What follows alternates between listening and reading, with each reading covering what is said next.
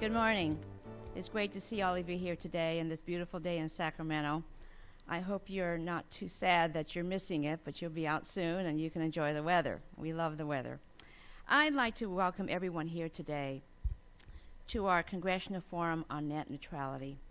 It's great to be here in the state capitol, and I'd like to thank those of you in the audience for coming to hear this important discussion on the future of the Internet. I'd also like to welcome those of you who are watching this online. The debate happening right now in Washington, D.C. over net neutrality is critically important, but it should not be confined to the halls of the federal bureaucracy alone.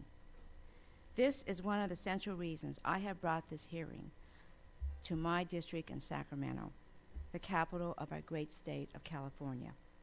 This hearing will be part of the Energy and Commerce Committee record, thanks to Ranking Member Henry Waxman of California. This format will be the same as our committee hearings in Washington, D.C. For the last few months, I've been calling on the FCC to take the net neutrality show on the road and listen to and engage with Americans on the impact that the current net neutrality proposal put forth by Chairman Wheeler will have on consumers, entrepreneurs, small business, and other stakeholders.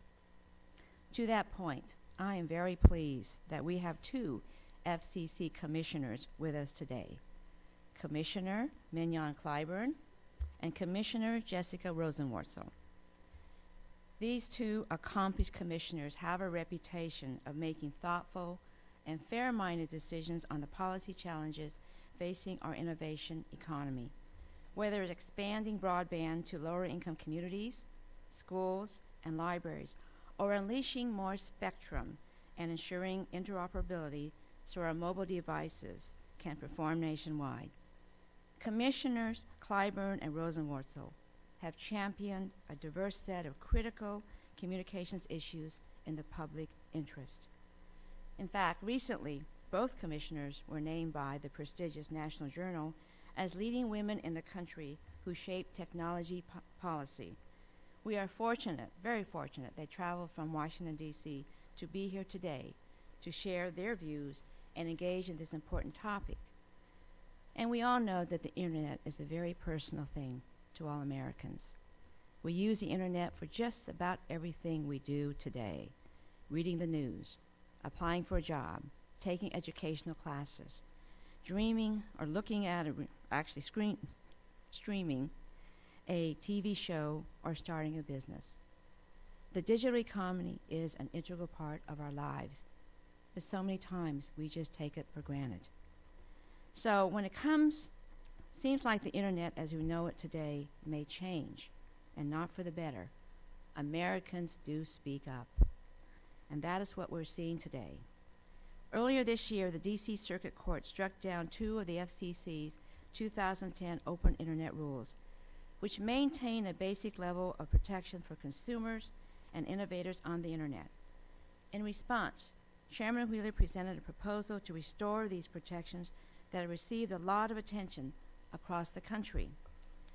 Over 3.7 million comments have been filed with the Commission, which is absolutely a record-setting number for FCC proceeding, even more than the Janet Jackson malfunction, which I think was only about 1.5. Now, I have personally heard from hundreds of my own constituents here in Sacramento about the importance of preserving an open Internet. I've heard from Liam, who wrote to me that Chairman Wheeler's proposal to allow the Internet fast lanes would cripple people's ability to get the content they need for everyone, for everything, from building a small business to strengthening community involvement. Gage wrote to me saying that the net neutrality was the most important free speech issue today, and that competition between business on the Internet was possible because major companies all offered access to the same connection speeds. Matt wrote, as Californians, our tech-based economy needs an open and fast Internet, or we may not be able to keep up with other nations. These are only a few of the hundreds of emails and calls I received in response to Chairman Wheeler's current net neutrality proposal. I agree with many of my constituents that the current net neutrality proposal by Chairman Wheeler is severely flawed.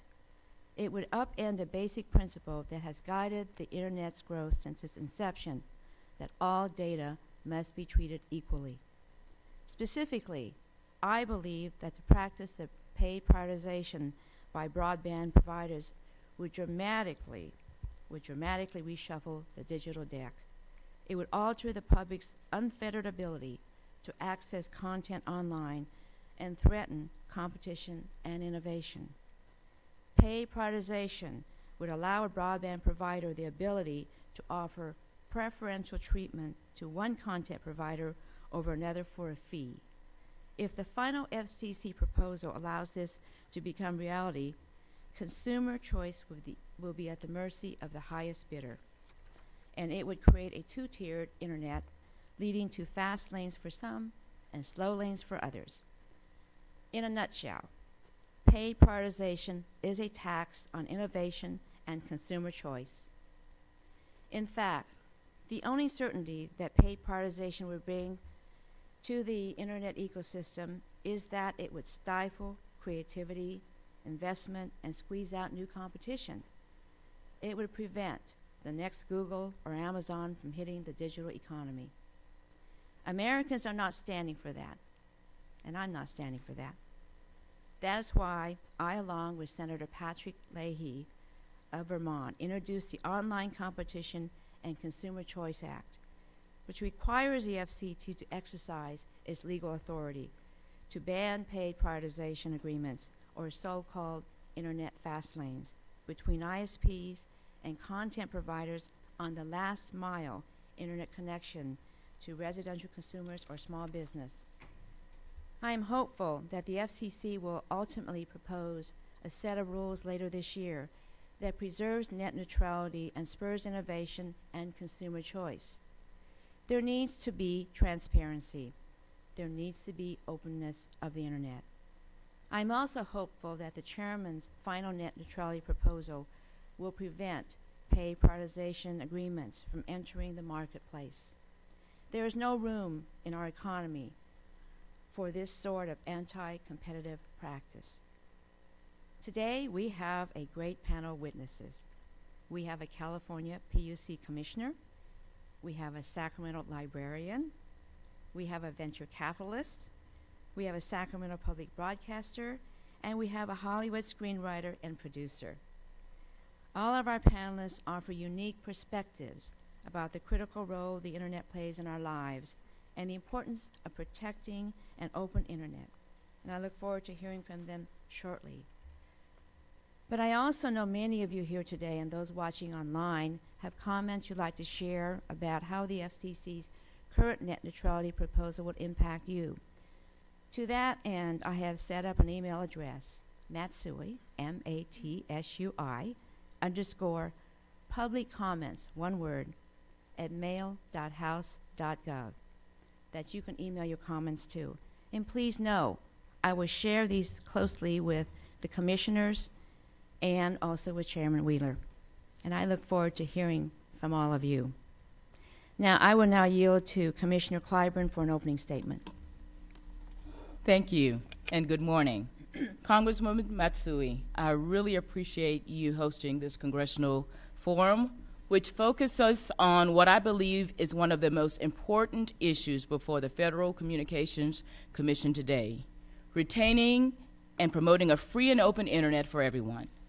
The Congresswoman clearly understands the importance of a free internet, and I appreciate her leadership on this, as well as many other issues, including broadband adoption and Lifeline.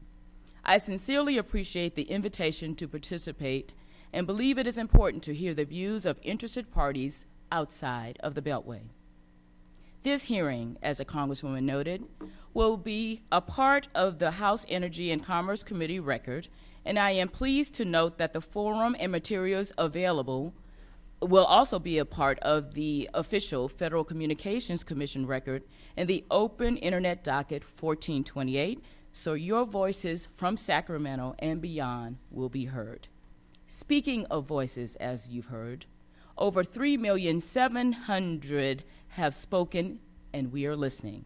These numbers speak volumes of the tremendous impact the internet has had on our society. Consumers, entrepreneurs, librarians, teachers, doctors, writers, venture capitalists, state officials, edge providers, content providers filed comments in our proceeding wanting the FCC to know their views. For many, this marks the first time they have participated in a government proceeding and highlights not only the importance of a free and open internet, but the power such openness has to encourage civic engagement. As a public servant, I believe my mission is to listen to the voices of consumers and give voice to those who may be unable to speak.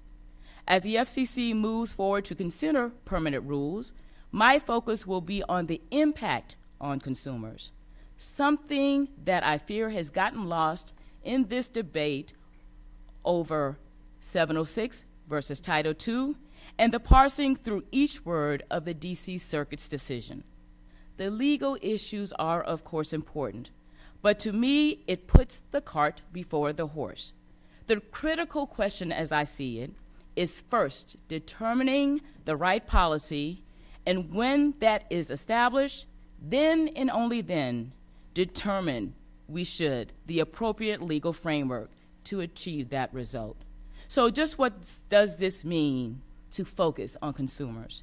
It means ensuring that those consumers continue to pick winners and losers, not companies giving priority or the government dictating a result, for this is the free market at its best, and that free market needs to be preserved.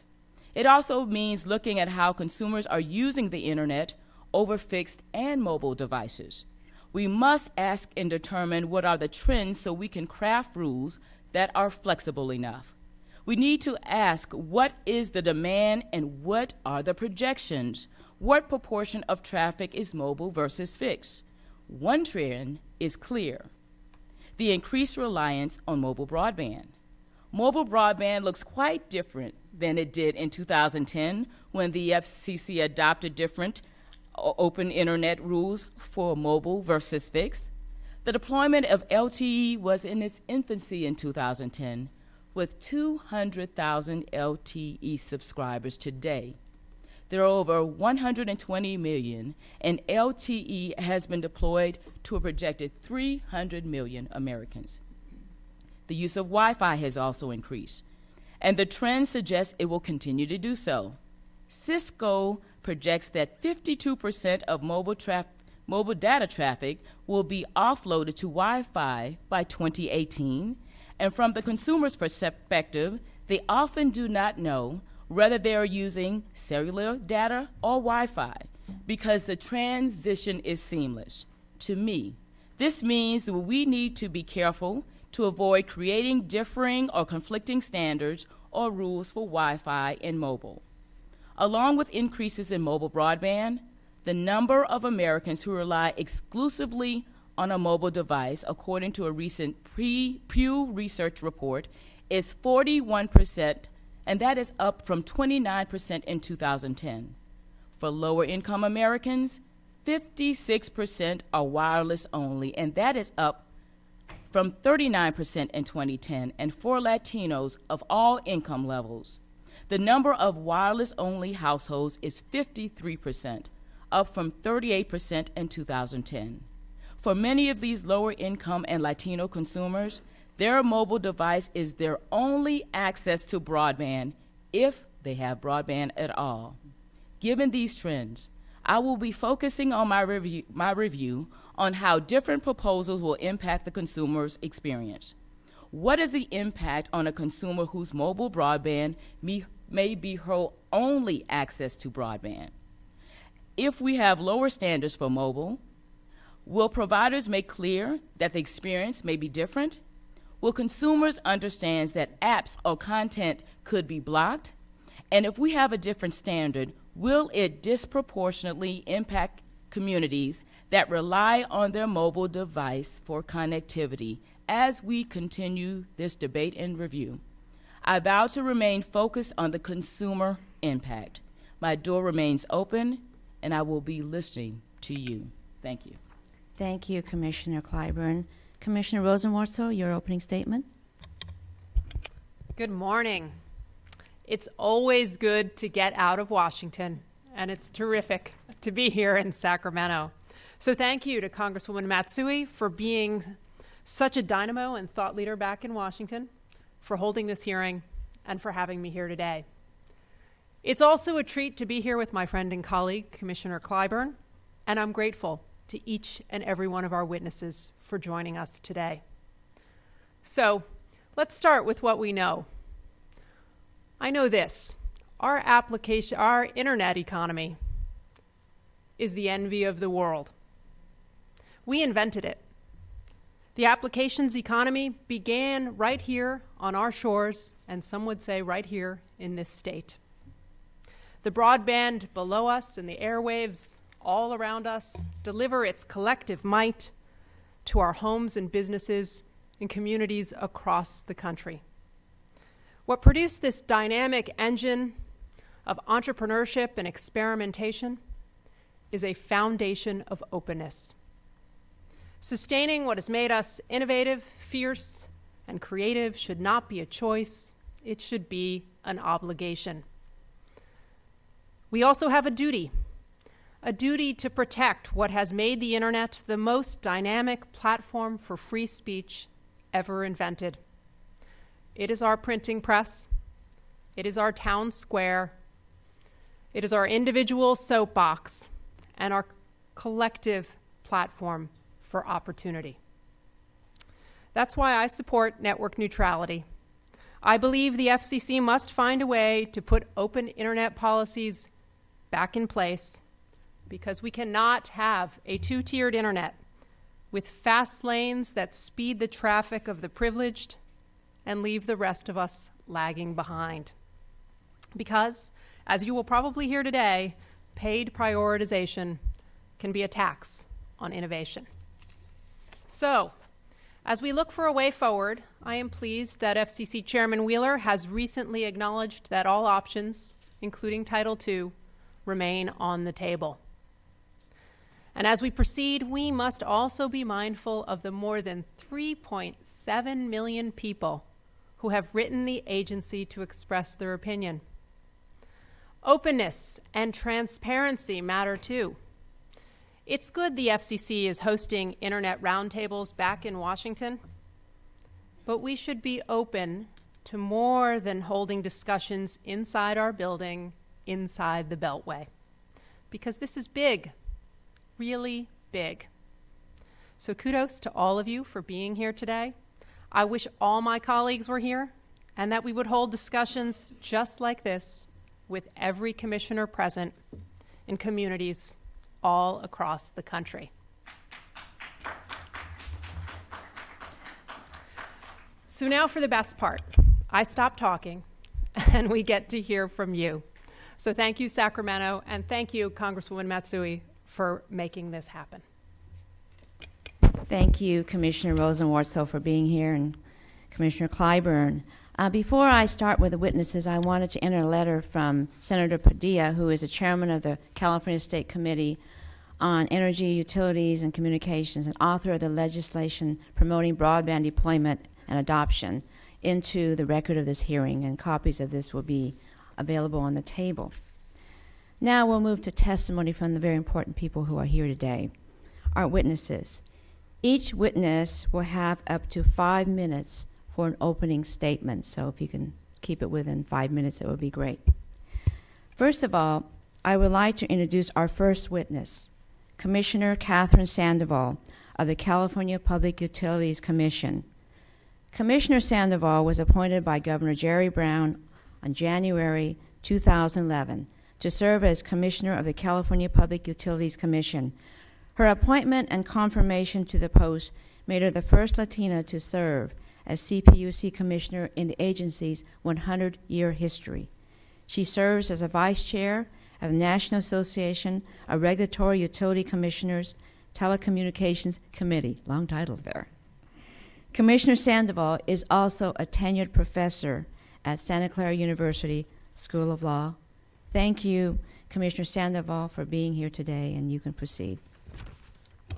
Thank you very much. Thank you so much, Congresswoman Matsui, for convening this important forum in Sacramento, in California, and for inviting me and all of the witnesses to be here today and to speak. And special thanks to Commissioners Clyburn and Rosenwortzel for coming out to California and for encouraging these public forums. I also wanted to especially thank both of you, Commissioner Clyburn and Rosenwortzel, for your separate statements in the Open Internet NPRM. Both of you said that you would have done it differently, and I concur. As a commissioner of the California Public Utilities Commission and also a member of the Federal State Joint Services, Joint Board on Advanced Services, along with Commissioner Rosenwortzel, and Commissioner Clyburn has been the appointed commissioner to that board, I believe it is very important to have a free and open internet, and I'd like to talk to you about why this is absolutely critical, not only to American freedom, but to American public safety.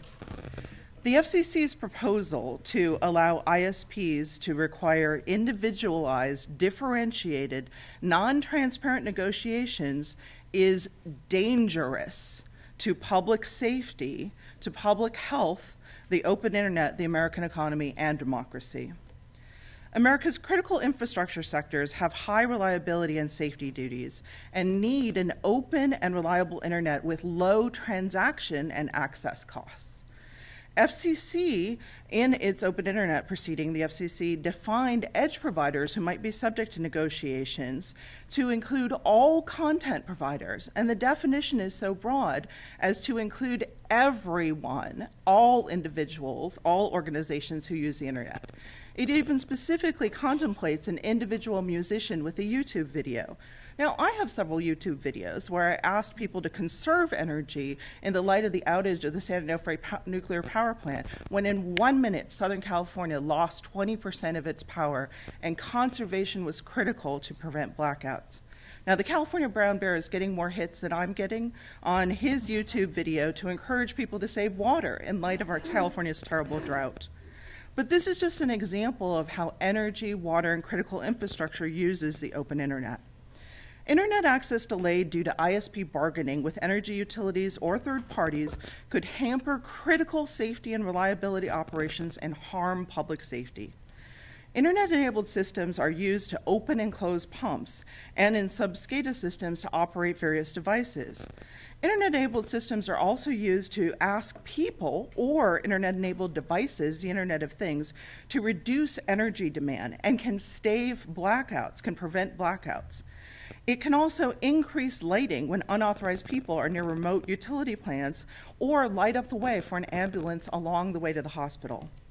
Subjecting internet access to negotiations and slowdowns to minimum speeds can make pumps fail to open so they don't provide water for cooling a power plant or water to fight a fire.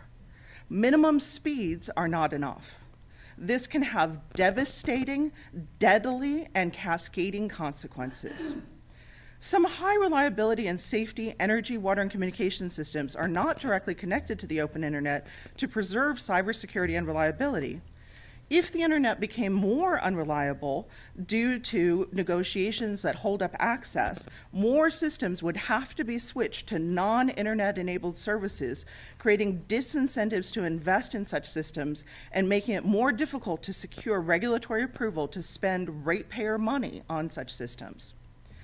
The CPUC has approved internet-enabled electronic records keeping for gas pipeline operators.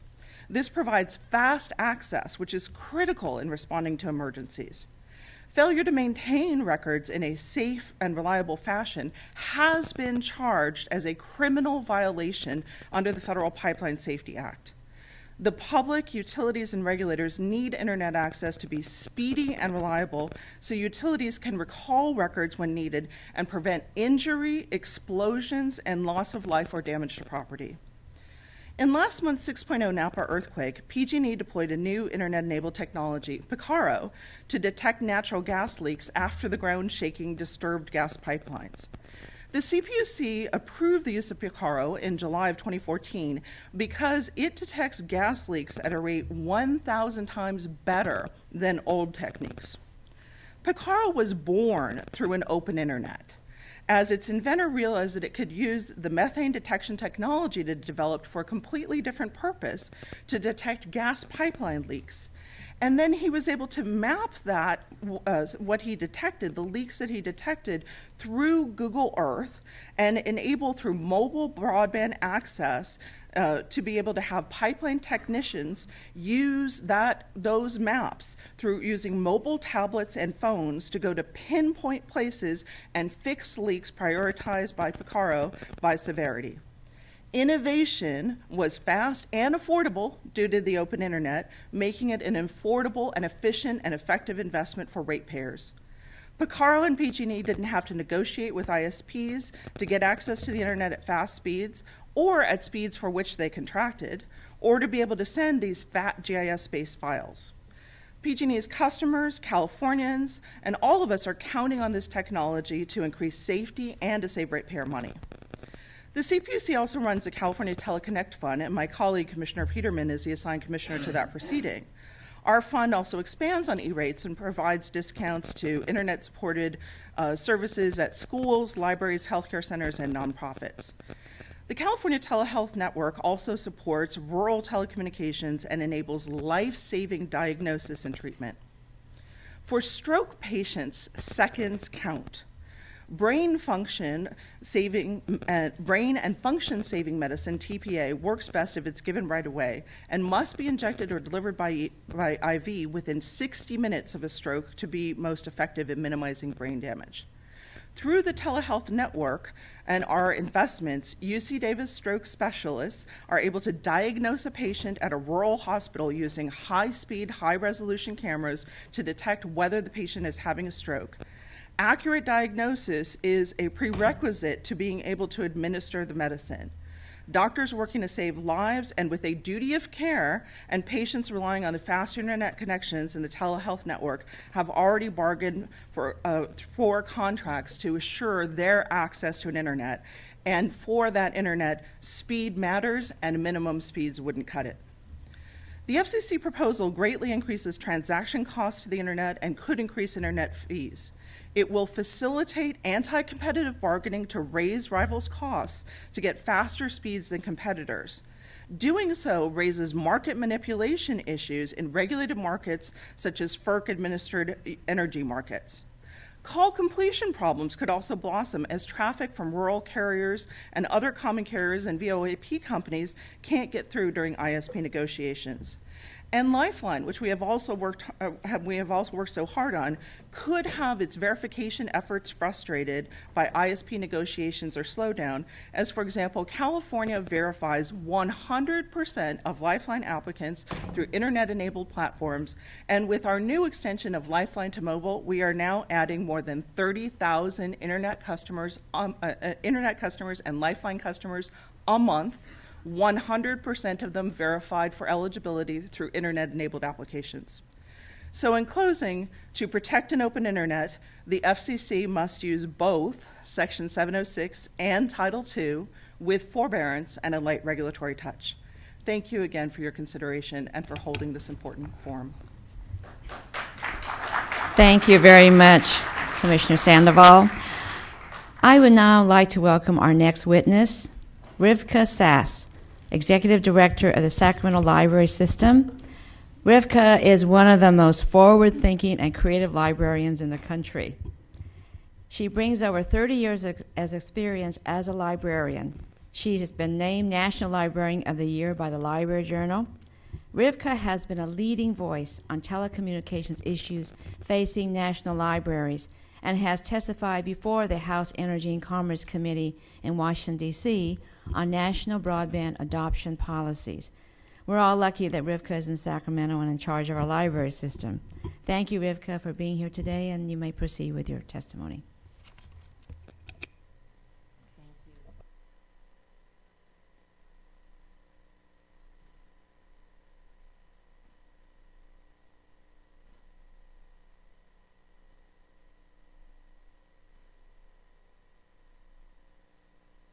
And you, yeah. There we go. There we Sorry. are. Good. I'm going to start over with your, well, the light went on. I should have known. Sorry. Congresswoman Matsui, I appreciate the opportunity to come before you today at this Congressional Forum on Net Neutrality. I also want to thank FCC Commissioners Clyburn and Rosenwortzel for your leadership on this important issue.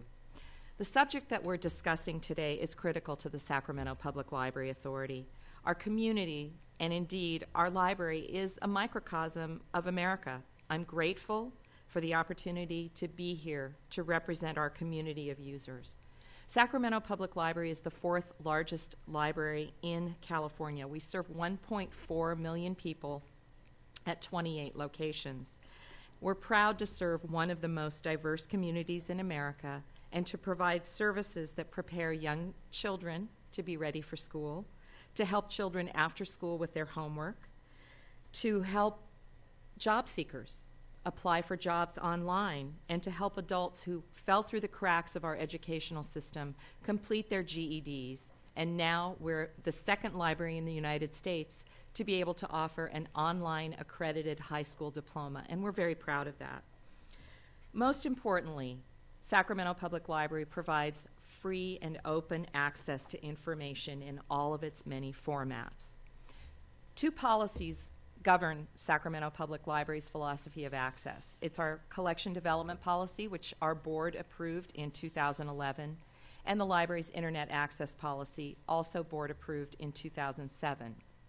Our collection policy affirms that the fundamental role that the library's collection plays in a successful community is free access to information.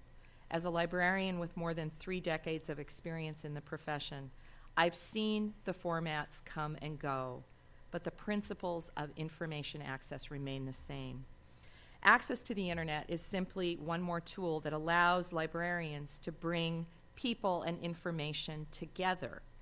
The principles that guide our collection policy also guide the internet access policy, which states the Sacramento Public Library provides public access to the internet as part of its mission to deliver services and materials to meet the information needs of its customers. Library users in Sacramento County depend on equal access to the internet. We're witness daily to the opportunities that this access offers to them to improve their education and job skills, to find employment, and to contribute to our local economy. An open internet is not a privilege for the affluent. It is the right of each and every one of us. Internet resources must remain affordable for libraries and freely accessible to those we serve. Without this guarantee, there's a danger that libraries will face higher service charges for so-called premium access, and that could result in for-profit colleges or other commercial ventures having faster access than, say, a library or a community college. Even more devastating in my mind is a model that would take a child to a commercial service but leave behind library-curated resources so that they don't have access to them. We must not allow a system of internet access in this country that would set limits on bandwidth or speed because of paid prioritized transmission. Such a scheme would only increase the gap that already exists between the haves and the have-nots. Imagine the consequences. Libraries would be forced to just turn off access to vital information for those who need it most. We cannot afford to be a society where information is available only to those with the means to purchase it. Let's prohibit paid prioritization. Let's prohibit access to websites, applications, and internet services, and internet-based services, and please, let's provide transparency around network management. And that's why I, along with the American Library Association, support legislation introduced by you, Congresswoman Matsui, and Senator Patrick Leahy of Vermont that would prohibit paid prioritized agreements. The internet functions best when it's open to everyone, without interference by internet access providers. Paid prioritization is inherently unfair, and it could be particularly harmful to libraries and educational institutions, research and learning organizations that do not have access to pay additional fees. There should be no difference in the open internet rules for wired and wireless services. We heard why this morning the number of people simply who use only mobile devices. Technology and distinctions that would justify such a difference no longer exist if they ever did. And the role of mobile services in education, research, and learning continues to expand, highlighting the importance of an open internet regardless of the mode by which it is accessed. Over the last few months, we've seen that record number of people, 3.7 million Americans, take time to share their voices and their opinions on the open internet proposal put forth by the FCC chairman. I believe the Commission should go through the public comments carefully and develop a final net neutrality proposal that will include strong, transparent, and enforceable rules. The rules should not allow unfettered access to internet traffic. The rules should allow unfettered access to internet traffic in a non-discriminatory manner and to preserve the culture and the tradition of the internet as an open platform for research, education, and the exchange of information. An internet that is anything but open and equally accessible for each and every one of us isn't really an option, in my opinion. I want to thank you, Congresswoman Matsui, for your leadership on this issue and for scheduling today's forum here in Sacramento.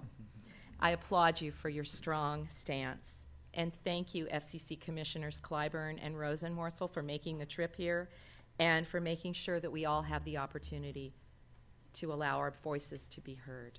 Thank you. Thank you, Rivka. Now I'd like to welcome our next witness, Chris Kelly, founder of Kelly Investments. Chris brings a wealth of experience and expertise on investing in the internet ecosystem. He's a founder of Kelly Investments, a successful venture capitalist firm that invests in internet companies and technology startups. He's also a minority owner of the Sacramento Kings NBA team. Previously, Chris served as Chief Privacy Officer and General Counsel for Facebook. Like myself, Chris is also a veteran of the Clinton White House. He served as policy advisor in the White House for President Clinton's Domestic Policy Council. Thank you, Chris, for being here today. Thank you so much, Congressman Matsui, for the opportunity to come here, and I'm deeply appreciative of Commissioners Clyburn and Rosenwortzel for joining us as well.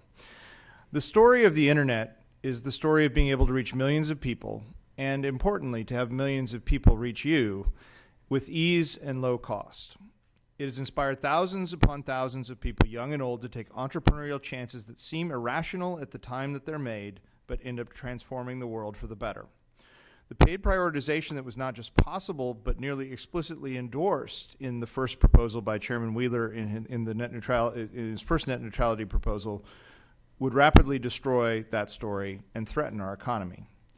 We're hearing from the technology industry with a single voice, both from small upstarts and those who've now built companies seen as cash cows who can afford to pay by some telecommunications providers, that a real commitment to net neutrality is critical to the future of American innovation. Facebook, the company that I have the most direct experience through my service in a variety of roles from 2005 to 2009, including as General Counsel, Chief Privacy Officer, and Head of Global Public Policy, would have been unlikely to grow from its college roots without the de facto net neutrality that has prevailed to this point and must continue to prevail in the future. While Facebook, Google, eBay, Netflix, and the other targets of irresponsible telecommunications providers seeking to double dip by charging at both ends of their internet plumbing may be able to survive, the up-and-coming upstarts that are critical to Silicon Valley's, Sacramento's, and our nation's future would be deeply harmed by the innovation tax that is paid prioritization. Please assure the American people, more than 3.7 million who have taken moments out of their days on what seems like an obscure technical issue, to speak to the FCC. Please assure them that the FCC will stand with consumers, with the kid in the dorm room or a high school student working from her parents' house with a better idea for how the internet should work, and with the internet industry as a whole, that you will ban paid prioritization. I've happily reinvested in the internet industry, helping to build film innovator Fandor, fee-free financial services provider Loyal3, that is helping broaden ownership in American companies, and many other apps and services that simplify people's lives. Reaching people easily and quickly through the internet without having to pay an innovation tax for delivery is critical to the success of all these businesses. Abrogation of net neutrality will allow irresponsible providers to choke innovation and further entrench incumbents and their consumer-hostile visions of the Internet's future. As an investor in the Internet ecosystem, paid prioritization schemes would no doubt stifle precious capital and investment in the digital economy. We cannot allow that to happen. It's not just the technology industry, but some responsible telecommunications providers who are endorsing the principles that we seek to protect. We're thankful that some are making explicit commitments and endorsing a meaningful and active FCC regulatory response in this area. As Washington found out when it tried to jam through SOPA and PIPA without due consideration, Silicon Valley and the Internet industry as a whole are ready and willing to engage in the public discourse once they understand the stakes.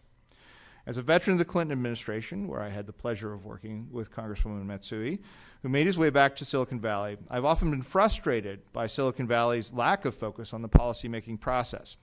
But when that policymaking process becomes captive to entrenched interests, we've now learned to rise up quickly and effectively. I have no doubt that the poor public reaction to Chairman Wheeler's initial proposed plan has driven the 3.7 million public comments. Silicon Valley is ready to assure that net neutrality is the law of the land, and we hope that the FCC's final rules later this year will see its way back to this position again. Thank you very much for inviting me to participate in this forum, and I look forward to engaging with you further in the process. Thank you, Chris. I would now like to welcome our next witness, David Lowe, who's president and executive producer of KVIE, a very successful public broadcast station in Sacramento. KVIE is California's second longest running public television station, serving nearly 1.4 million households. David is KVIE's sixth president of his 55-year history. He is an Emmy award-winning executive producer and has been nominated the last 2 years for Station Excellence. He is also the president of California Public Television. His previous experience includes roles with a startup and a publicly traded software company. Much of KVIE's program is now available online. Thank you, David, for being here today. Thank you, Congresswoman Matsui. I appreciate the opportunity to come before you today at this Congressional Forum on Net Neutrality, and I also appreciate Commissioners Clyburn and Rosenwortzel for participating in this important forum. I've been with KVIE, the PBS station in Sacramento, since 2001 and have served as president and general manager since 2008. KVIE appreciates the opportunity to share our views with this forum on this very important subject. As providers of video content with an ever-growing number of our viewers accessing our content online, it is important to us that those viewers have full, unrestricted access to the wide array of educational content and services that we provide on whatever platform they wish to receive it. For more than 4 decades, public television stations have led the way in harnessing new technologies to deliver innovative educational content. KVIE and other local PBS stations complement on-air broadcast services by making educational and other non-commercial content and services available on IP-based platforms such as kvie.org, pbs.org, and pbskids.org, as well as streaming video services, social media, blogs, and interactive educational video games and mobile apps. KVIE is working diligently to keep pace with the Internet ecosystem and our viewer online demands. Our online KVIE videos had more than 8.2 million views through multiple portals, KVIE and PBS websites, YouTube, the PBS app for iPhone and iPad, the AOL ON network, and more. Mobile viewing of kvie.org grew from 4% to 19% in just 2 years. Audiences nationwide engaged with our local production, America's Heartland, online. This expanded reach has allowed people throughout the country to connect with KVIE and learn more about the people and the issues affecting the Sacramento region. No longer does someone need to live in a broadcast area to find out what is going on in other parts of the country. From children to teachers and caregivers, from career training to lifelong learners, education lies at the heart of what we do in public television. Nationwide, stations like KVIE offer hundreds of local learning initiatives for all stages of life. From the inception of public television, we have been committed and rooted in this educational mission, and so it is only natural that our online presence is largely focused on our educational impact.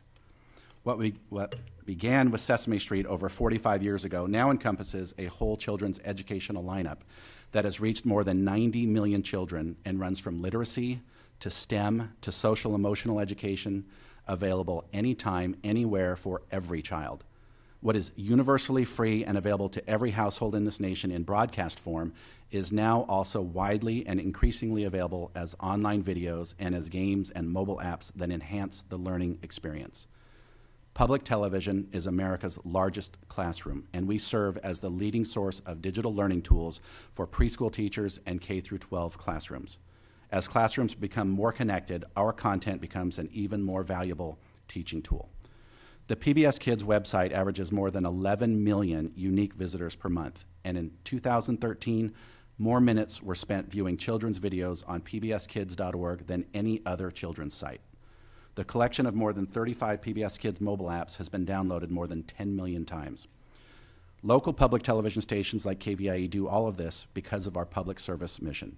We are more than broadcasters. We are here to serve the communities that we are individually licensed to and address their unique needs and reflect their diversity. We don't do this for ratings. We don't do it for membership pledges. We do this because of our commitment to public service and the communities we serve. To be clear, KVIE and the public television industry take no specific position on the current net neutrality proposal. We make no recommendations on the regulatory scheme or authority that works best.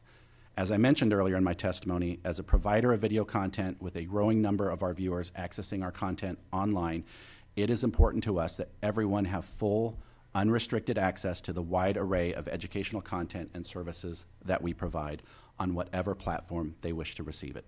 We fervently hope that this panel and the FCC will appreciate that for all of the broadband innovations and services I've described today, broadcasting remains at the heart of what we do, and its one-to-millions communications architecture remains an extraordinarily efficient and effective use of the spectrum we steward for the American people. We are honored to serve everyone, everywhere, every day for free using all the platforms that modern technology enables. And we are profoundly grateful for the federal funding that makes this remarkable public-private partnership possible. Thank you for the opportunity to share these thoughts and this record of service and progress with you today. Thank you, David. Now our last witness, but certainly not the least. I'd like to welcome Melissa Rosenberg, a very successful Hollywood screenwriter and producer representing the Writers Guild of America West. Melissa has written all 5 screenplays for The Vampire Phenomenon, The Twilight Saga. Altogether, the 5 films have grossed over $3 billion worldwide, making Melissa the most successful female screenwriter of all time. Yes. Melissa also spent 4 seasons as both head writer and executive producer of the Showtime original series Dexter. Her work on the show helped earn it the prestigious Peabody Award, 3 Emmy nominations, 3 Writers Guild of America Award nominations, and 2 Golden Globe nominations. Melissa is currently the creator of an upcoming Marvel Netflix series set for 2015. We look forward to seeing that. Thank you, Melissa, for being here, and we're waiting for your presentation. Thank you. Thank you, Congresswoman Matsui. It's an incredible honor to be here as a born and bred Californian. To be in my state's capital for the first time and speaking with you is really an honor. And thank you also to the Commissioners Clyburn and Rosenwortzel. I'm in awe of what all 3 of you do, and I aspire to be you. As you said, my name is Melissa Rosenberg. I am a screenwriter and a television writer-producer, and I've made a career telling stories involving heroes and villains and occasional serial killers, but you know. But the heroes and villains are regularly called upon to do the fantastic and sometimes even the impossible. And as a female screenwriter in a male-dominated, globalized industry, I know the feeling. Also, as a screenwriter who adapted the Twilight novels, I feel uniquely qualified to speak about media consolidation and internet public policy issues, thanks to my extensive knowledge with vampires and werewolves.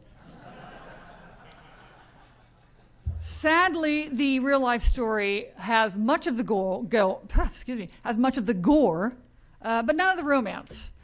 At the stake is the very ability of storytellers like myself to tell the stories we want to tell diverse stories that offer insight and inspiration, that allow viewers to expand their understanding of other cultures and to encourage them to tap into their own imaginations to express themselves. And right now, anyone can do it. All they need is an internet connection. So this is the thrilling tale of an open internet in which the fundamental American values of free speech and fair competition are threatened by the villainy of monopoly power and corporate censorship. Where the only hope for a happy ending is the reclassification of internet access services and the successful application of net neutrality. Fortunately, there are heroes among us, including Congresswoman Matsui, who has proposed legislation recognizing the need to ban paid prioritization, thus preventing internet service providers, ISPs, from becoming online gatekeepers. And the commissioners, Clyburn and Rosenwortzel, who are doing valuable work to develop strong net neutrality rules.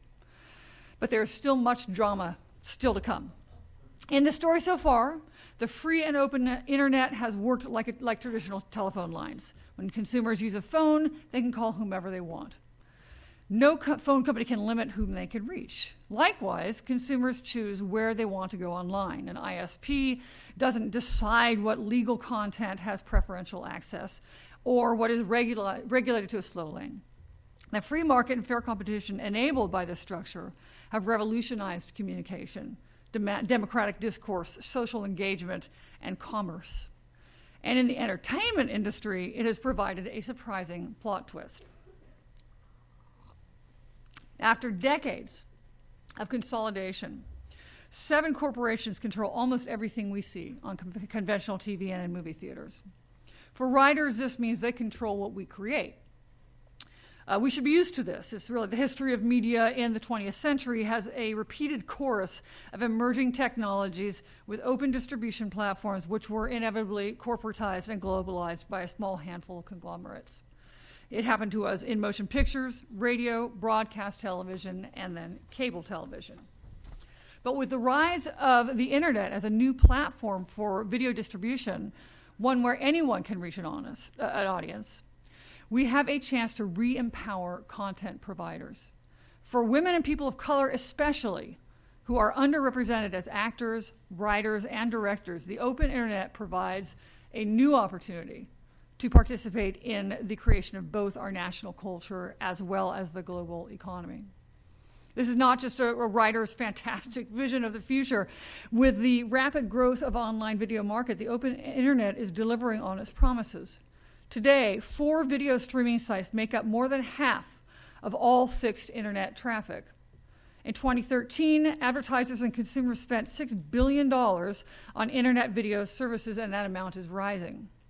This demand has created a new market for original, professional video programming where hundreds of Writers Guild members have begun to work and countless new creative voices have begun to appear. I include myself in this group as I'm currently the showrunner of an upcoming Netflix series based on a Marvel Comics superhero, Jessica Jones. The internet represents our greatest opportunity to reintroduce competition for what we create and what consumers can choose to watch. It's why I joined with almost 250 TV and online series creators and showrunners in a letter to the FCC Chairman Wheeler, urging him to set aside the proposal to allow ISPs to become online content gatekeepers. And more than 1,200 of my fellow Guild members have emailed comments to the SEC urging the Commission to reclassify internet service. The SEC may continue on its outline path, but this has already led to the chairman to propose a tiered internet with fast and slow lanes. This path gives the ISPs the power to put their thumb on the scale and determine market winners and losers. Allowing ISPs to push aside new competition serves neither innovation nor the best interests of our society. The free market, where consumers hold the power to decide what content they prefer, will be lost. There is, however, another way. It is for the Commission to reclassify internet service and institute rules that ban blocking and discrimination. This is the only way to preserve a free market where consumers control access to the content, services, and applications of their choice.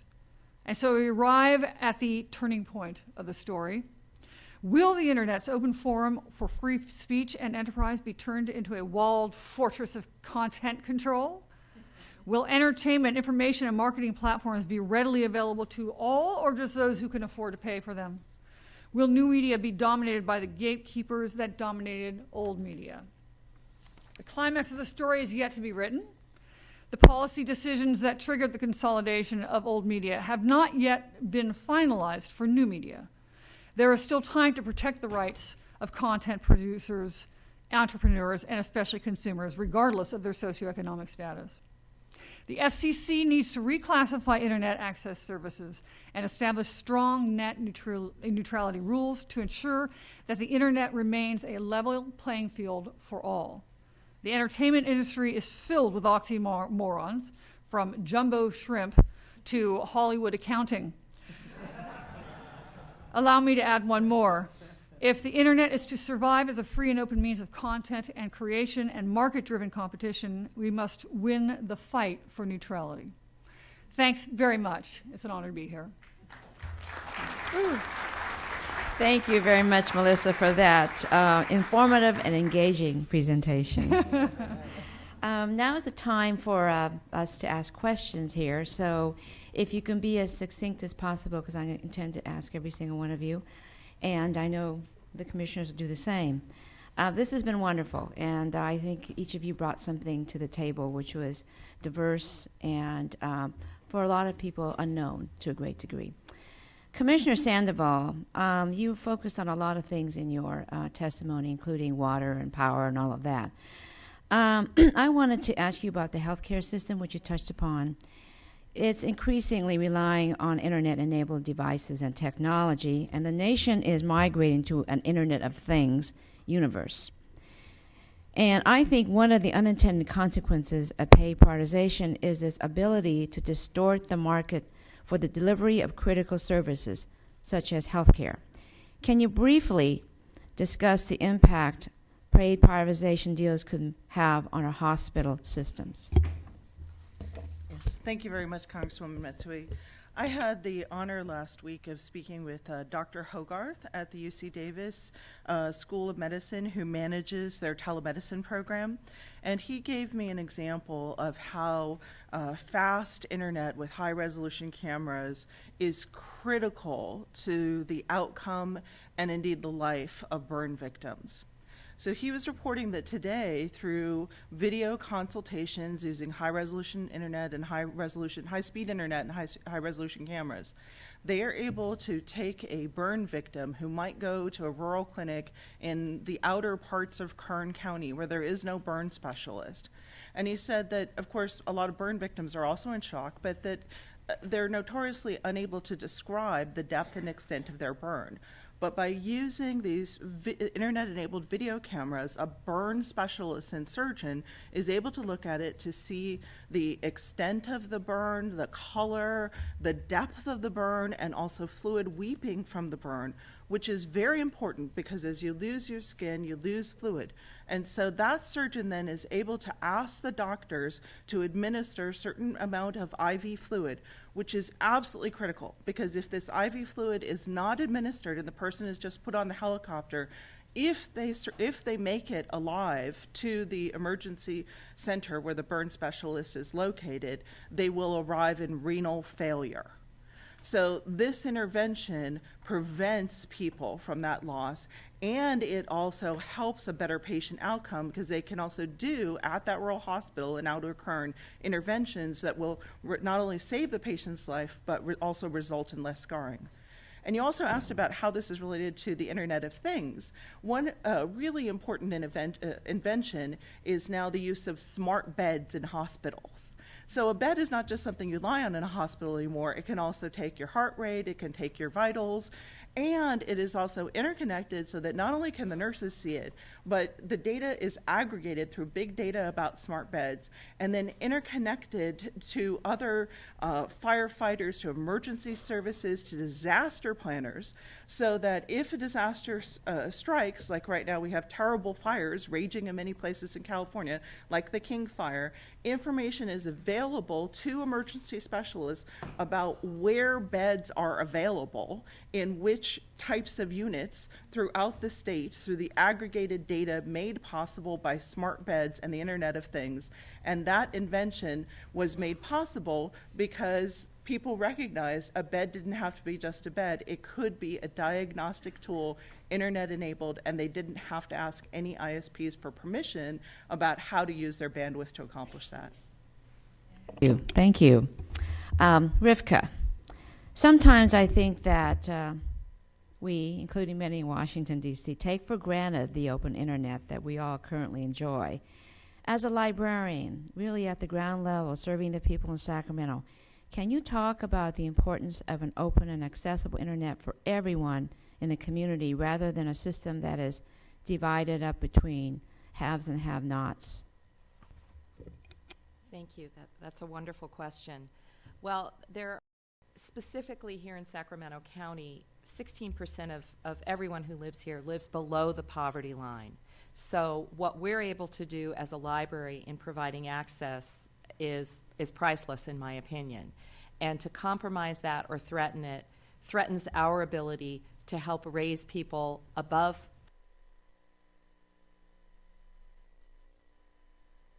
the access that we provide allows us to provide those services that people often don't have access to elsewhere.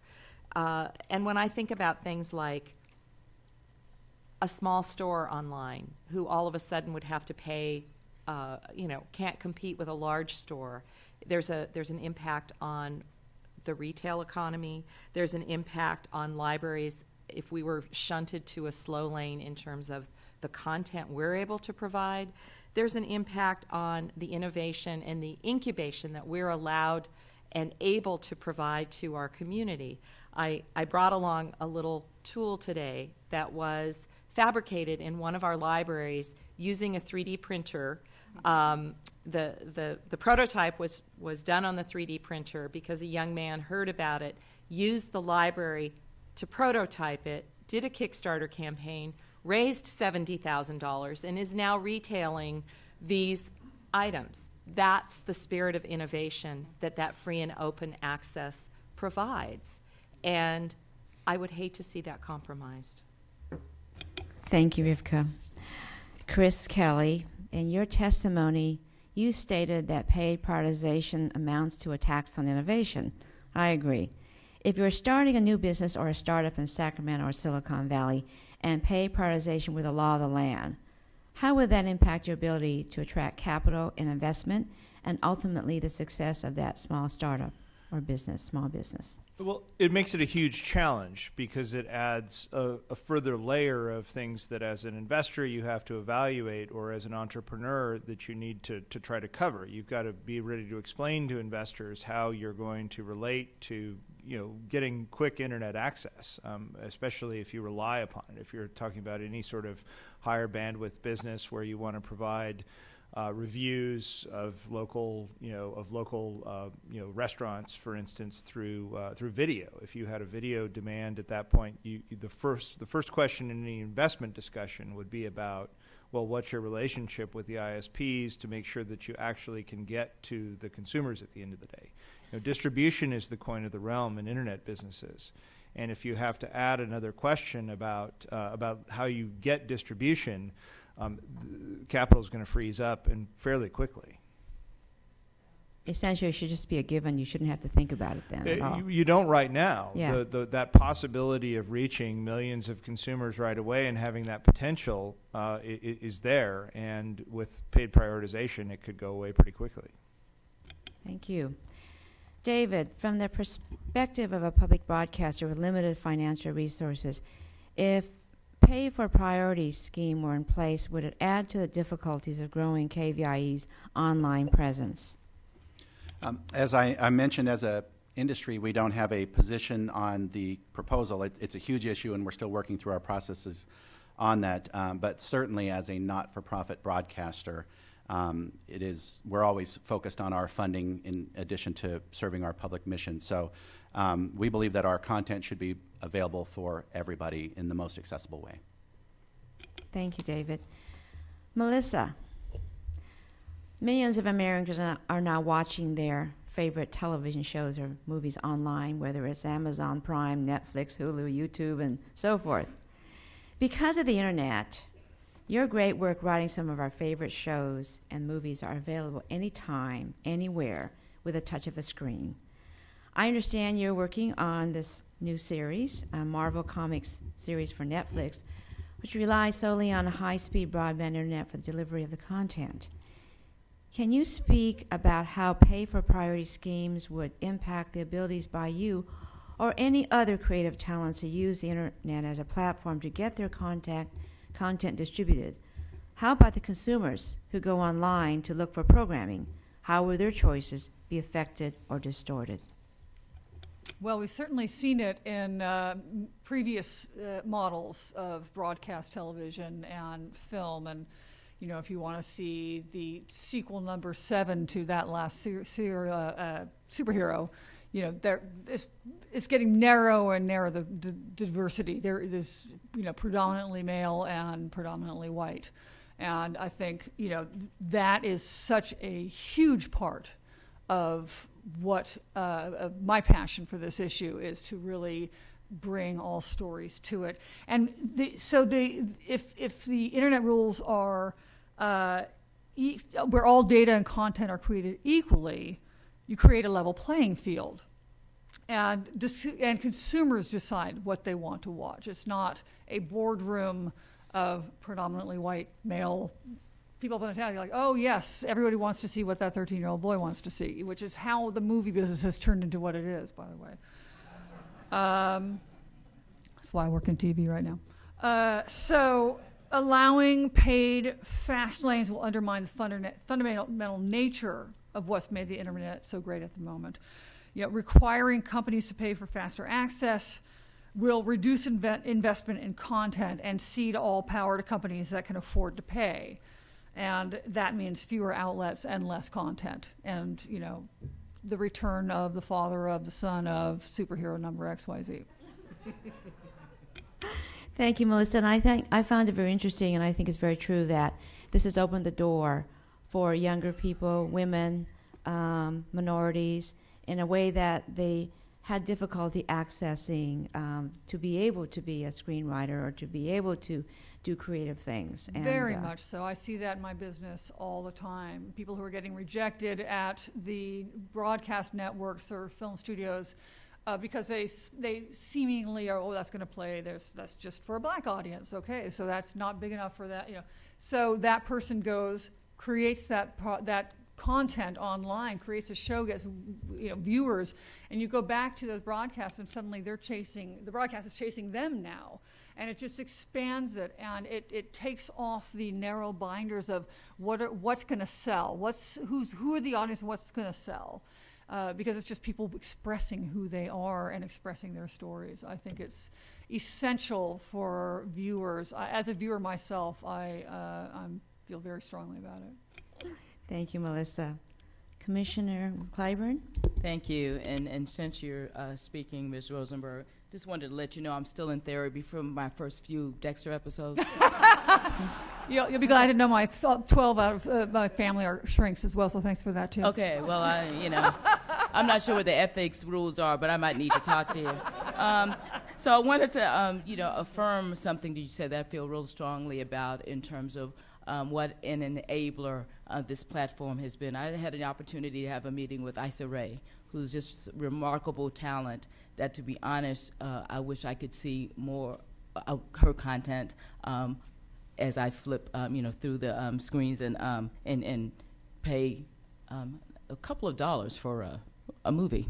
Yeah. But I wanted to talk to you or address in sort of a two-part, sort of semi-unrelated questions about how, for these newer writers, how the dynamics have truly changed. And you mentioned that. And what is your goal and wish for them, and you talked about that.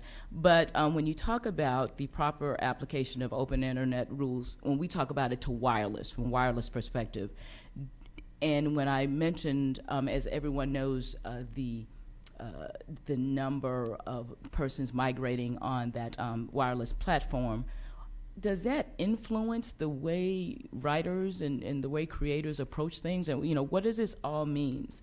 And it's particularly as it relates to, you know, what we talk about, you know, priority arrangements. Tell me, you know, I'm asking you, but it all kind of, you're a writer, so I don't worry about you distilling it and flowing. And I'm really serious about that therapy, though. I'll get a referral. Okay, thank you.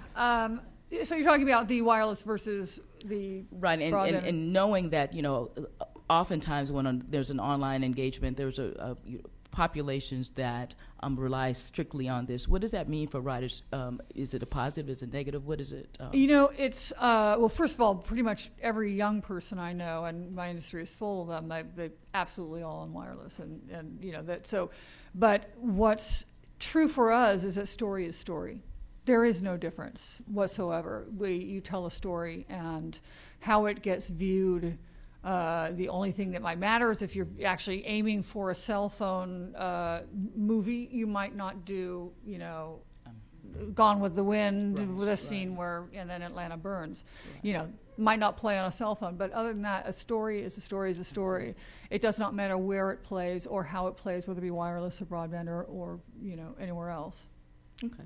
And Mr. Lowe, I know you're not taking a position, but I'm wondering if there are any currents continuing on the mobile theme.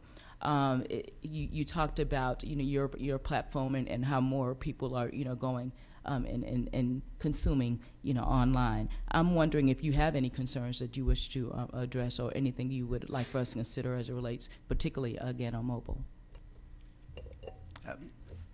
Being the most available in whatever platform is at the foundation of what we do. So PBS is available to almost 100% of all Americans for free because of our broadcast services.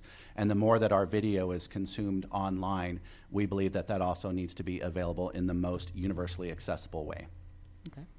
And, you know, Mr. Kelly, you've answered this, and thank you, Congresswoman, for taking my question, but that's okay. we like you anyway. You know, what elements do we need to, you know, consider as it relates to, you know, investors talk about certainty. You know, that's your refrain. Mm-hmm. And so what types of, in terms of policies, what are the, say, 3 to 5 key elements that need to be present in order to make sure that, you know, you are open for business and open for engagement? Well, I mean, I think that primarily the focus on borrowing pay prioritization is the number 1 through 5 things that can and should be done in this area, because that additional uncertainty that matches with a business model, with you know, outreach efforts, with entrepreneurs that you're dealing with, you know, individually, their skills, the networks that they have personally, you know, adding the how's your relationship with the ISP to actually get the distribution, it would be a radical change in how things operate. I mean, we at Facebook, when I joined, we had about 2 million people on our platform, largely through university broadband services. If we'd had to go out and negotiate with every ISP across America to get Facebook access on people's phones or in their homes, that would have been a huge disincentive to the investment in Facebook by others, and would have been a huge distraction from the building of the service and the innovation in terms of newsfeed and all the different things that the companies provide. Understood. And Commissioner, we often work together, as you mentioned, as federal state partners. Tell me how that partnership needs to continue or to be enhanced when we talking about maintaining a free and open internet. Well, thank you very much. So, you know, first of all, I think it's also to understand the role of the state commissions and to collaborate. So Commissioner Clyburn, of course, has had the honor of also being a state commissioner, and the duty of also supervising energy and water utilities, as well as other common carriers and telephone corporations that have a statutory duty of safety and reliability. So I think understanding what it means to regulate these other industries that are critical industries that have safety duties and standards really is very important to understanding this, because if the internet is not reliable, then it's undermined. So, and a couple of quick examples. So I talked about Lifeline. So with Lifeline in California, in January, the CPUC unanimously reformed and modernized our Lifeline program to include access to mobile. So I had the honor of being the assigned commissioner in the Lifeline proceeding, and we were very concerned that many Americans throughout the country were running out of minutes because the federal Lifeline program has no minimum number of minutes. So we decided that, you know, for California to be willing to put its money there, and we pay the equivalent of what we pay for wireless, for wireline Lifeline, and we decided that the wireless provider would have to offer at least 1,000 minutes a month to be eligible for the maximum payment from California's own fund, which is $12.65. So California is paying more than the federal government, and what this has resulted in is a subsidy of up to $22.50, and in tribal areas plus another $25, given their remoteness, for Lifeline. This is why now we are enrolling at least 30,000 people a month in Lifeline, and the way that people are being enrolled is that the carriers, the companies who are approved to participate, are often going out to fairs, they're in places where people congregate, they're at libraries, and they're sitting there with mobile devices to be able to input the people's information, upload through the cloud. They can also use this to be able to scan and take pictures of documents so that then the documents can get uploaded as well through our internet-enabled system so that we can verify income eligibility. We are the only state doing 100% income verification, and in fact, I wanted to thank the FCC for collaborating with us on developing your own Lifeline database, which was largely modeled after California. So the investments that have been made on the private side to enable that, on the public side, on the state side, all of our work is absolutely critical.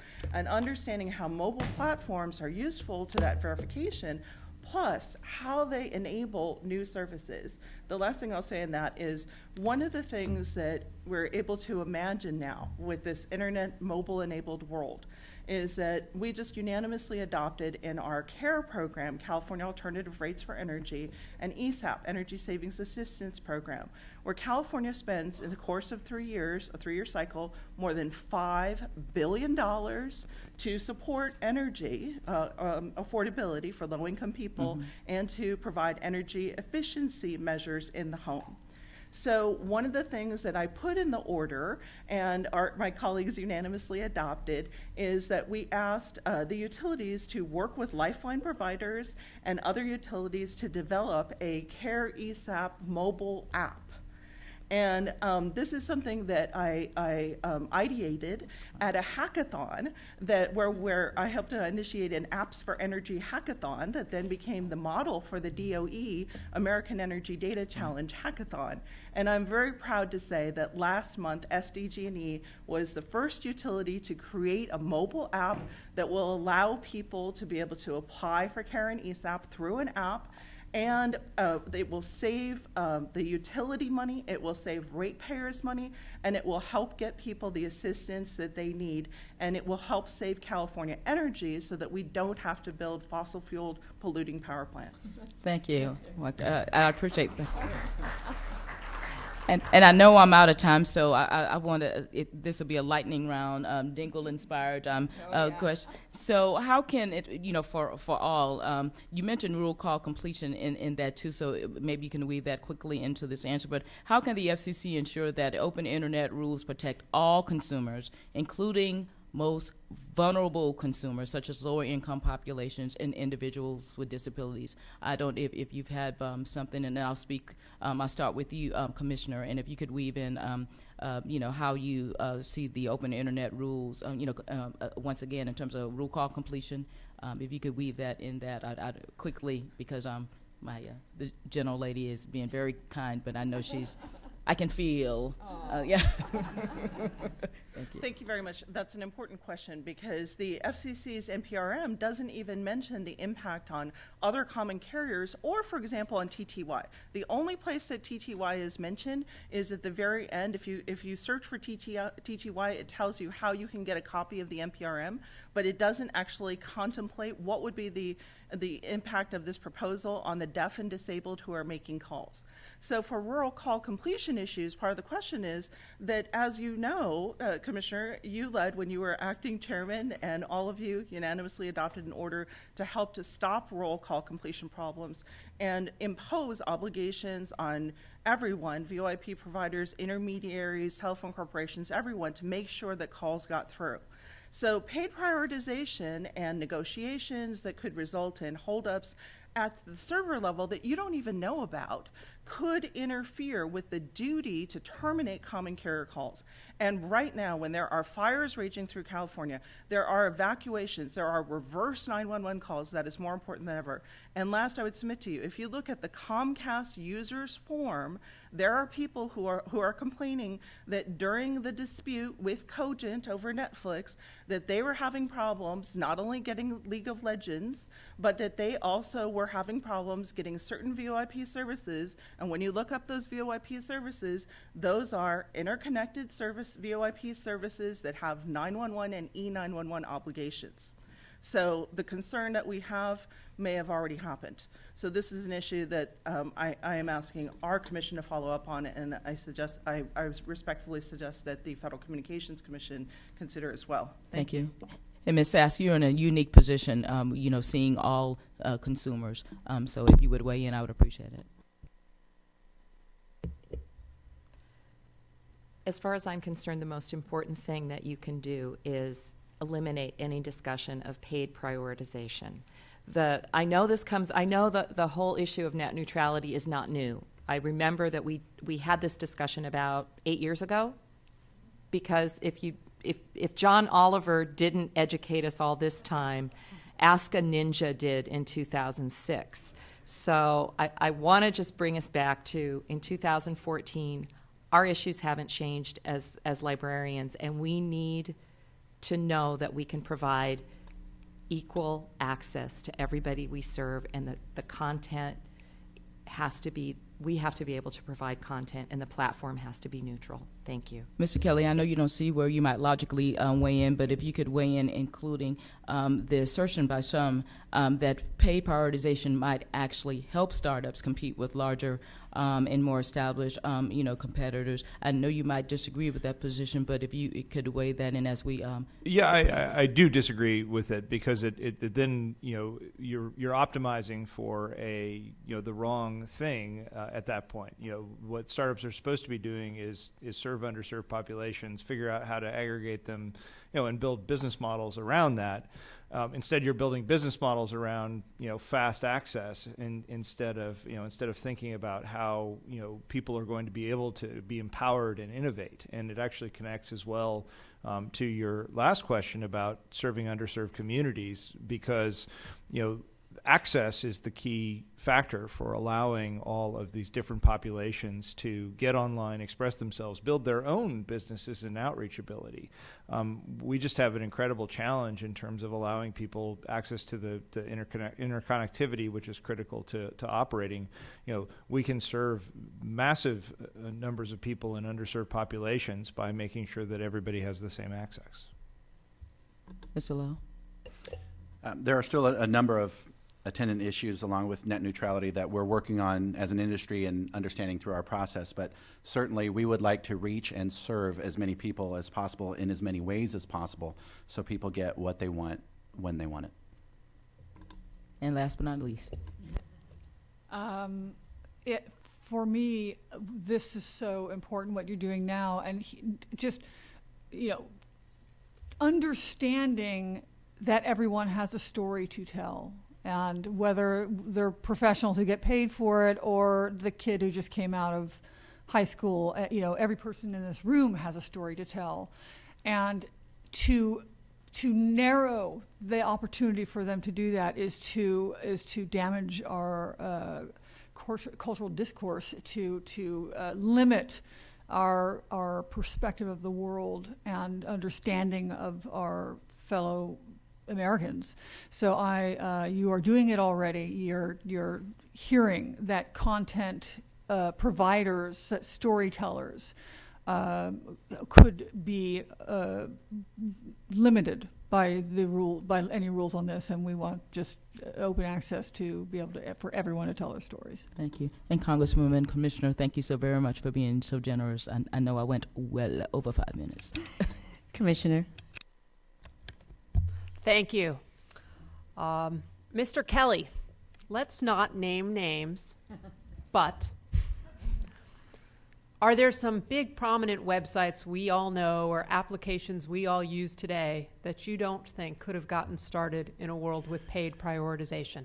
I happily already outlined the Facebook issue. Obviously, we had special cases with the access to direct university broadband for our early adopters. But as Facebook expanded, it would have been an incredible challenge to have to go through these negotiations with major telecommunications providers, and our product team would have had to get involved in it. We would have had to think about a whole bunch of different issues that could have derailed the massive innovation that we've seen that's now serving more than 1 billion people worldwide.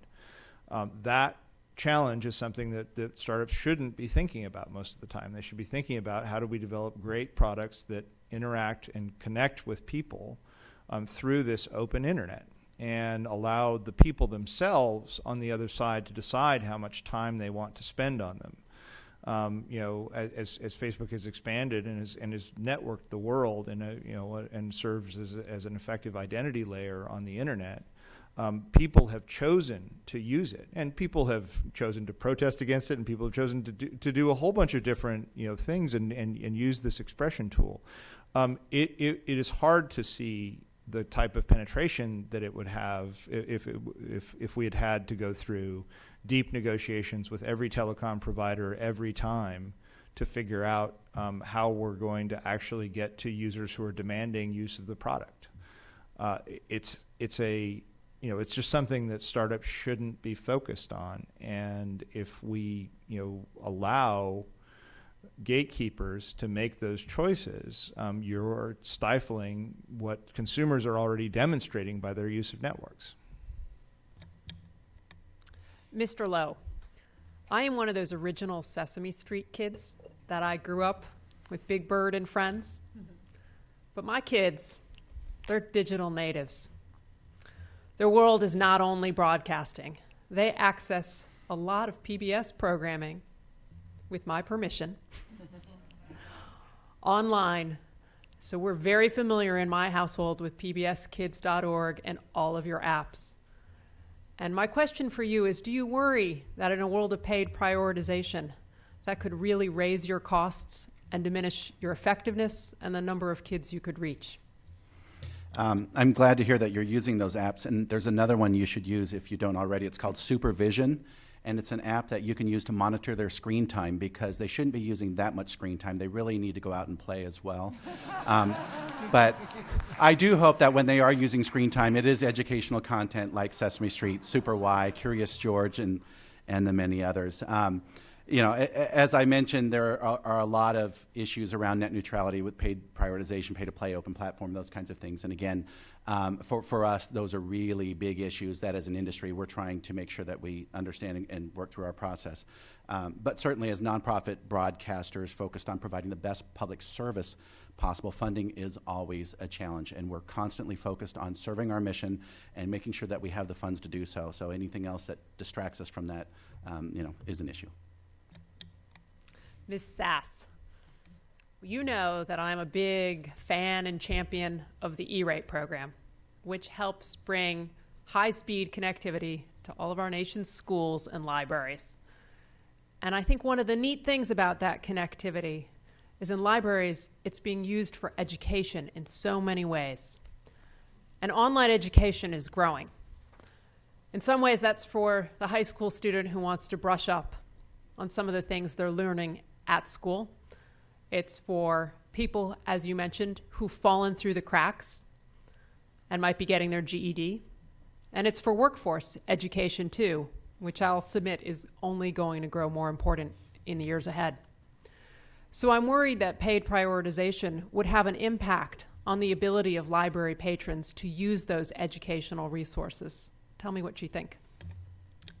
Well, I absolutely agree with you. Currently, the library subscribes to about 40 different electronic resources that do everything from online tutoring to help children and adults complete a course. We offer foreign language instruction through Rosetta Stone. We offer any number of resources. If paid prioritization becomes the priority for us, then that limits our ability to provide access to those resources and our community, which 15% of which doesn't have a high school diploma, 16% of which lives below the poverty line, to access those resources. So it's incredibly important that we be able to continue providing access to as broad an array of content as we can, and not be relegated to the slow lane. Ms. Rosenberg, as we can tell from your testimony, you're one of those creative types. We could use you in Washington and jazz up some of our hearings. Yeah. But for me, I'm a consumer. And the thing that strikes me is in the past several years, the explosion of platforms that I can get content on is tremendous. I know it's good for you as writers, but it's also terrific for us as consumers. And I worry in a world where paid prioritization becomes the norm that that explosion would cease and we wouldn't find that many more new platforms would develop. What do you think? Absolutely. I think up until this explosion outside of traditional broadcast, all of us were focusing on what story to tell that will sell, versus what story do we want to tell? What story is it? What's important? An important story to tell. And then it started expanding into cable, and now you have Netflix and YouTube and Hulu and Amazon Prime, and there's all these places where you can tell story, and it's an extraordinarily exciting time right now for viewers as well. I mean, I have a hard time keeping up with all these incredible. It's really the rebirth of storytelling in filmed entertainment. I think it's very interesting because film was movies were the lead on all of this, and that was you always wanted to be a big screenwriter. No, people are now they want to go create something on the web. They want to go and tell that is the goal. If you go to a film school, that's the goal because they can do what they want to do. And it just makes for amazing viewing. I mean, it's such an exciting time. And I really, to stifle that would be just creatively a disaster, I think. I agree. From one who's just watching. Last but not least, Commissioner Sandoval, you know what I loved at the start of your testimony? You talked about public safety. The impact of network neutrality and its relationship with public safety is something that we have not discussed enough in Washington. And in your role as a state commissioner, you're closer to a lot of essential infrastructure, you're closer to the ground, and I'd love to hear you talk a little bit more about that. Thank you very much, and thank you as well for your commitment to public safety. I know that you make it a priority to visit public safety answering points wherever you go, and I would note that this proposal does not even exempt public safety answering points, and it is critical that everybody be able to reach public safety answering points. So let me answer your question in part by telling you how a blackout works. So in California, we don't have brownouts, we only have blackouts. So the power is either on or it's off. And that's for a lot of reasons. When you have brownouts, you can actually fry computers and devices, and I have seen computers fried by poor power.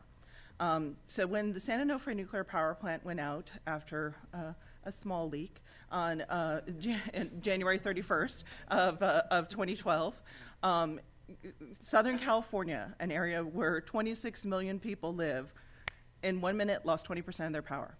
All right, so over time, Southern California Edison, which is the primary operator of that plant, along with the City of Riverside and San Diego Gas and Electric, identified 4 particular substations, electric substations in Orange County, as most at risk because they were closer to the San Onofre nuclear power plant and all of San Diego County.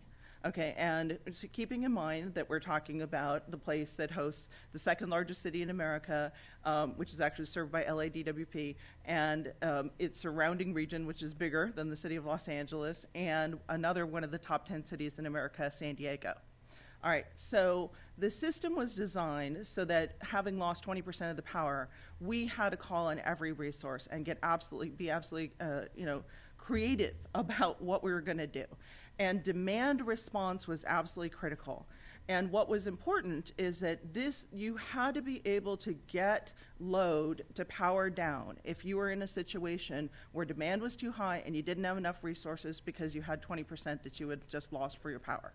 So a couple of things happened. One, the utilities have now had programs for years, which they're expanding, which do auto communication to interruptible load.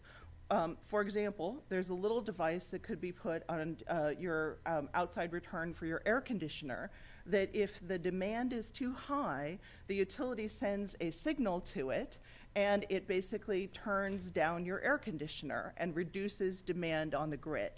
All right, so there are a number of those types of things that work on what we call auto DR. Another important component of DR is communication to people to get people to act, because people can also opt out of those auto DR situations, including their thermostats. So mobile has been absolutely critical to that as the utilities tweet, email, Facebook, use a number of different means, text, to be able to ask people to power down. And what happened in 2012, as we knew that these 4 particular substations were most at risk, is that the system was set up so that if demand was too high, in order to prevent a cascading power failure that would black out not only SCE territory, but all of Southern California, and a bad cascade can continue, as it did. We've already had a blackout when somebody made a mistake in Arizona, and it managed to black out not only Imperial County, but all of San Diego and northern Mexico. So these 4 power plants, these 4 substations, basically were set up, and the system was alarmed so that if power demand was too high and demand response did not come through, load wasn't reduced, then it was set up so that they could press a button and go ahead and enable the system. You can enable the time. So as I recall, and I'm maybe a little off about the numbers, but basically if demand wasn't reduced within 15 minutes, then the first substation would be blacked out. Okay, hospitals, PSAPs, police stations, everything, boom, power's blacked out. All right, now, because they're interconnected, if the energy demand doesn't stabilize in the next connected systems within, as I recall, it's 45 seconds, let's give it a minute, then the next substation blacked out. Hospitals, PSAPs, police stations, universities, everything blacked out. Okay, 4 substations can be blacked out if demand isn't lowered, and if that doesn't stabilize the system, then it grows.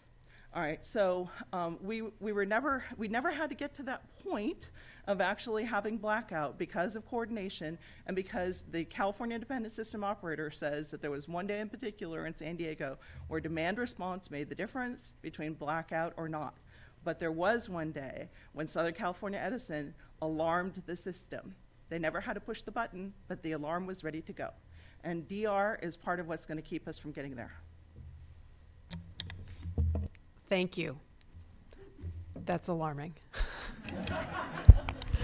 That is. And first of all, I want to thank you, everyone here, for being here in the audience and looking at this. And I'd like to thank the witnesses. You were so good, each and every one of you, bringing in your particular viewpoints from where you were. And I just thought it was really remarkable. And thank you so much. I want to thank everybody here. I really particularly want to thank my commissioners, Rosenwortzel and Clyburn, who are absolutely wonderful to work with. And I also want to let you know that we are going to be sharing all this information. Obviously, it's on official record of Energy and Commerce Committee and also the FCC. But I also feel that personally I'm going to share this with the Energy and Commerce Chairman and Ranking Members Fred Upton and Henry Waxman, and also the Communications and Technology Chairman and Ranking Members Greg Walden and Anna Eshoo, because all of us are very much engaged and interested in it, and I believe that this is particularly important because we are actually doing this outside of the Beltway and engaging people who really feel the importance of this, individuals who actually engage other people in their various businesses or their roles, librarians or public broadcasters or writers. And you all bring a particular perspective that is valuable, because when people talk about net neutrality, a lot of people don't understand that it really impacts every single person, whoever you are. So I do hope that the chairman takes these testimonies to heart, and with the commissioners here, really work to restore net neutrality rules that will protect both consumers and innovators and encourage broadband investment and deployment, and most importantly, really continue to foster a healthy internet ecosystem. I really want to thank you all for being here. There's a historic opportunity here. I've never seen the FCC as engaged as it has been recently, because it's important. Things have really changed in the last couple of years. I remember when TiVo was a big deal. Remember?